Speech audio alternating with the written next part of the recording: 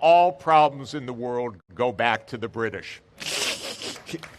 That's true in Pakistan, India. That's true in China. That's true throughout the Middle East. That's true here in Cyprus because they were the most powerful empire for 200 years, and they left behind conflicts everywhere. You know, the disaster taking place in Palestine right now, one of the reasons is that between 1915 and 1917, the British promised the same territory to 3 different groups. So first, in the McMahon communications, the British promised it to the Arabs. You fight with us against the Turks, it's yours. Then they negotiated the Sykes-Picot Treaty to say to the French, it's yours. Then in the Balfour Declaration in 1917, they said it's a Jewish homeland. So the British promised 3 times land that wasn't even theirs. And they got a lot of nerve as far as I'm concerned. And now you need to disentangle all of this.